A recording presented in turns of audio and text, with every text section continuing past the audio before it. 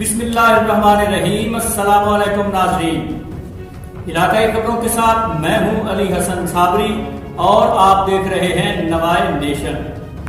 خبر شامل کرتے ہیں مامو کنجن سے، جہاں تحریک منہاج القرآن مامو کنجن کے زیر اہتمام میلاد ریلی نکالی گئی۔ ریلی میں میلاد کمیٹی، محمدی ویلفیئر فاؤنڈیشن، جامعہ عزیزیہ، جامعہ شبیر العلوم کے ارکان، اساتذہ و طلبہ کی کثیر تعداد نے شرکت کی۔